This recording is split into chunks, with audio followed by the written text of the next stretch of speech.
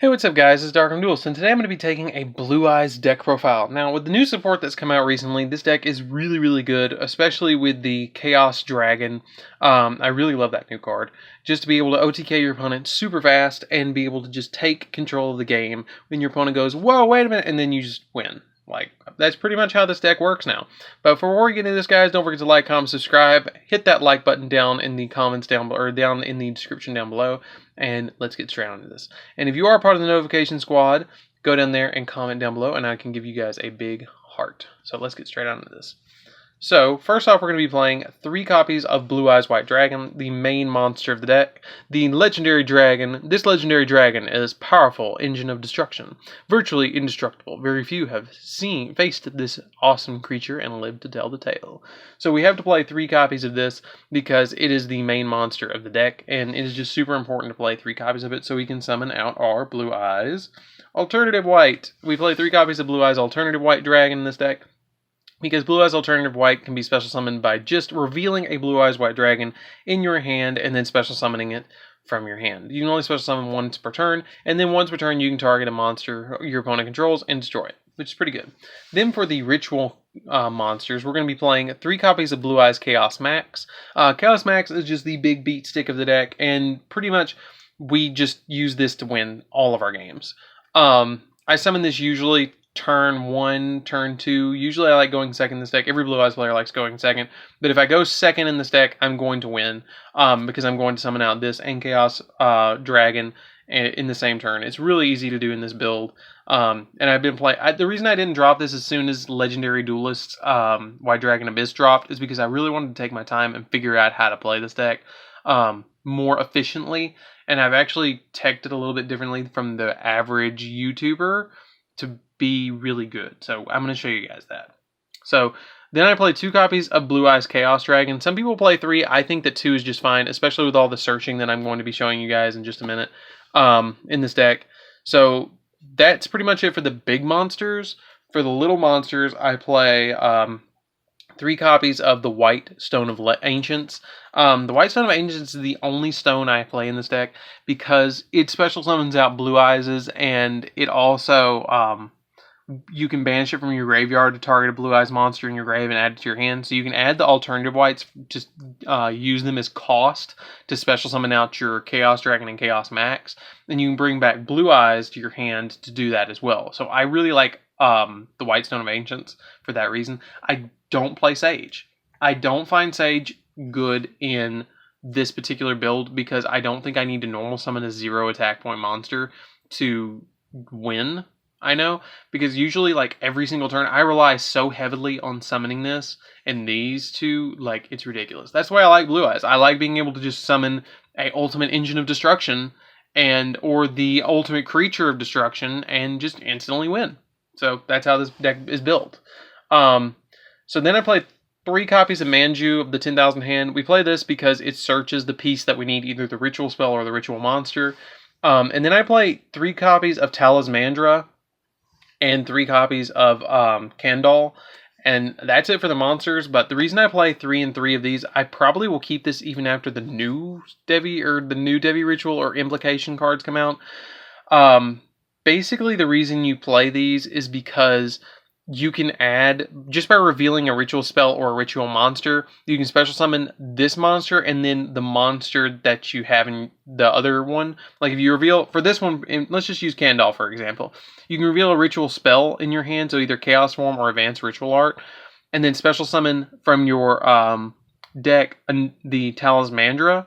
And then if Talismandra is special summoned, you get to add from your deck to your hand a ritual monster. So you've already revealed the ritual spell, so now you get the ritual monster, and then you can use them to actually ritual summon whichever piece you need. And with all the searching in the deck, it's most likely that you're going to have at least a ritual spell and a ritual monster to start with, so you're just searching your second ritual monster.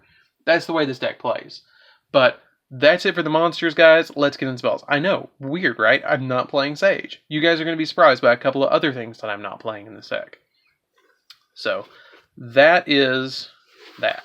And some people even play 2 alternative whites. I think that's silly because it can be used as cost, and it's just really good to have to special summon it out. So, For the spells, guys, we're going to be playing one copy of Monster Reborn because we need Monster Reborn to bring back Blue Eyes White Dragon because it's just, the ultimate ninja destruction. One copy of Cards of Consonance just in case I get a dead White Stone of Ancients in my hand. I played 2 Chaos Forms. It's good late game, but it's not so good early game because you might not have the Blue Eyes in the grave to banish it. The other thing that's good with this card is, you might have a Blue Eyes in your hand, and then it's a -2 to summon a 1. So I like to play 3 copies of Advanced Ritual Art. Yes, I know. You will have times when this card is dead in your deck, or dead in your hand. But that's why you have to count the amount of times that you search your Blue Eyes and keep Blue Eyes in your deck opposed to searching them so much. And that's why I don't play, cards that special summon it and search it so much. I want to get my ritual monster out as quickly as possible, so that's why I play this. Then we play 3 copies of the Melody of Awakening Dragons. This card actually searches Chaos Dragon and Chaos Max because you can discard a card to add 2 dragon monsters with 3,000 or more attack and 2,500 or less defense, which Chaos Dragon and Chaos Max both fall into that category. Then I play 3 copies of Trade-In. Trade-In, just you discard a level 8 to draw 2 cards. We play 11 level 8s, I think. Yeah, because we play 2 Chaos Dragons, 3 Chaos Max, 3 Alternatives, and 3 Blue Eyes White Dragons. So you're playing 11 level 8s to discard, to search with this card, or to draw with this card. So it digs deep into your deck really fast. And then for the last 3 spells, not what you think, but I'm playing 3 copies of Return of the Dragon Lords. Return of the Dragon Lords is just really, really, really good because you can target a level 7 or 8 dragon monster in your grave and special summon it. So if you correctly, let's just say that you summon your Chaos Max Dragon, okay, and your opponent, somehow destroys it and gets into the grave. You can chain, or not even destroy it because it can't be destroyed, send it to the grave somehow. You can activate this and bring it back because it was correctly ritual summoned. So that's why I play this, is just for that oops kind of moment of I need it back. Or if I need to just summon out a Blue Eyes White Dragon from my grave or something like that. But something you guys will notice, I am not playing Bingo Machine Go. I find Bingo Machine Go to be like Pot of Duality, and it's not needed. It helps consistency for this deck, but I feel like with the implications and with Manju, I don't have room for it. I don't want it in this deck because it's really expensive, it's really overhyped, and every time Konami releases new support for a deck, everybody feels like, oh my god, I gotta play it. I've got to play it. Even though even Malco40 said this recently, that whenever new support comes out, everybody wants to rush to it and put it in their deck and feels like it's their obligation to play it. But it's not. You don't need Bingo Machine Go in this deck to OTK. All you need is to open up a Candle, a ritual spell, and you got it. I mean, you got it at that point. Or open up, the ideal hand for me is to open up a Manju and an Implication and either a ritual spell or a ritual monster, and I've got it. I can summon every single one. I can summon both of them and OTK my opponent. It's so easy to do. But that's it for the spells, guys. Let's get into, and I'm sorry about the little tirade, but you don't need Bingo Machine Go. It's way overhyped. You don't need it in this deck. I have playtested this deck in so many different Yugioh Pro matches and won so many times, it's ridiculous. Then I play 1 copy of the Ultimate Creature of Destruction. I just like this card because if you get it out, you can target a Blue Eyes monster you control. This turn, that face-up monster is unaffected by all card effects except its own, and it cannot be destroyed by battle. Also, your opponent's monsters it battles are destroyed during the end of the damage step.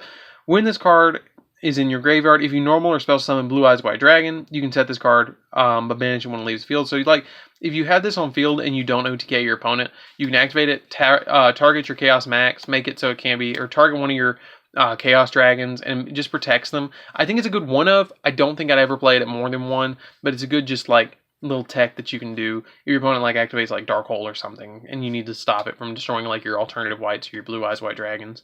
But that's it for the main deck, guys. Let's get into the extra deck. I don't use the extra deck that much because I don't play tuners. I only play 3 tuners in the deck, so you don't need it that much. But I will show you what I do play just in case you want to summon something out of it. 1 copy of Blue Eyes Spirit Dragon because it's Blue Eyes Spirit Dragon, it's Blue Eyes White Dragon, and we have the mat, so why not? One copy of Azure Eyes Silver Dragon, same reason, but we need to have, the special summon. It's a defensive card. One copy of Cloud Castle, because Cloud Castle just lets us summon out VFD really easily. One Stardust Spark Dragon. Stardust Spark Dragon is just summoned off of our Blue Eyes Spirit Dragon.